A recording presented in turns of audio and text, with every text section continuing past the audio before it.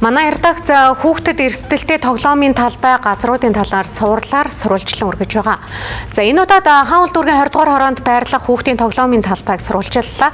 Учир нь тус талбайг 400 орчим сая төгрөгөөр шинжилж байгаа ч төсөв хүрэхгүй, зурагт тусгаагүй гэх шалтгаанаар хүүхэд гэмтэж байсан хуучин тоглоомуудыг эргүүлэн тавиад эхэлжээ. За үзэгчдээ бид Лава захын ойролцоох 92-ийн А, Б байрны хүүхдийн тоглоомын талбайгаас мэдээлэл хүргэж байна. Энэ орчмын оршин суугчдын ганц хүүхдийн тоглоомын талбай нь энэ талбайг бол 2 сар гаруй хугацаанд засварлаж байгаа. Нийт хагас тэрбум орчим төгрөг зарцуулж байгаа гэдгийг иргэд ярьж байгаа юм. Тэгвэл энэ хүрээнд ямар ажлууд хийснийг та бүхэн танилцуулъя. Энэ харж байгаа 3 тоглоомыг бол шинээр суйрлуулсан. Миний ард талд харагдаж байгаа сандал бол хогийн савыг авчирсан юм байна. Мөн энэ волейболын талбайг бол шинээр байгуулж байгаа. Цаана байгаа саксны талбай бол хуучин байсан талбай. Мөн энэ цементийг цутгсан гэдэг зүйлийг иргэд ярьж байна. Харин энэ тоглоомнуудын хувьд бол хуучин тоглоомуудыг эргэж тавьсан. Мөн энэ гусуурыг энд авч тавьсан эрсдэлтэй нөхцөл байдалтай байгаа юм. Түүнчлэн энэ төмөр сэрдийлгэн оргисон нь хүүхдүүд унаж бэртэх эрсдэлтэй байгаамаа.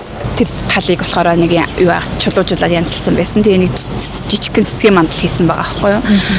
Тоглоомнуудаа харин хуучин энэ манай байсан тоглоомнуудыг буцаагаал авчираа тавьсан байлээ. Хүн бол 2 сарын хугацаанд л ашиглалтанд орно гэд мэдээлэл өгсөн. Гэхдээ одоо хүртэл ашиглалтанд арай ороогүй л байна. Удаа юм шиг байна. Удаа тасаа тэгээд дуусахгүй төмөр өмөрөхгүй хүүхдүүд гарах гэдэг ерөөсө ойрлоохгүй тоглоё гэдэг юм биш үү.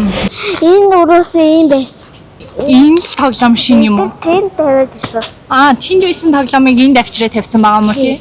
Тэгэхээр шин тоглоом байхгүй гэсэн үг үү? Шин тоглоом тавих энэ ажил нь удаан байна уу? Ямар энэ хэр удаж байна? Маш их. Хүүхдэд унахад ингээд бэлтгэлгүй доороо зөөлөж мөлөвчтэй тэгээ сандал мандалтай гоё энэ үеийг сарж марж тавьчихвал гоё л гэж бодож байна. Тоглоомын талбайг дүүргийн төсвөөр шинжилж байгаа ч хорооноос санал аваагүй гэлээ. Мөн газар шорооны ажил их байгаа нь төсөв өндөр гарах шалтгаан болсон гэх тайлбарыг өгч байна. Ерөнхийдөө бол нөгөө зургийн компани бол ирж үзэл холоос хараад энэ тоглоомыг буцаага тавихад боломжтой юм байна л гэж үзсэн юм шүү. Миний хувьд бол энэ сөөхөн мөхтэй байнга холбоотой байдаг учраас энэ тоглоомын талбай нь бол мэдрэлтэй хүүхд мөхт гэмтжсэн бас асуудал үүсчихсэн. Тэгэхээр ингээд бас тоглоомын солихгүй болохгүй гэдэг уг байр суурьтай байж байгаад зургийн компани нь болохоор энэ 2 том тоглоомыг буцаад тавина гэж зурцсан юм лээ зураг дээр. Мөн 2 тоглоомыг шинжилэхэд 60 сая төгрөг шаардлагатай гэх тайлбарыг гүйцэтгэгч компани өгсөн байна.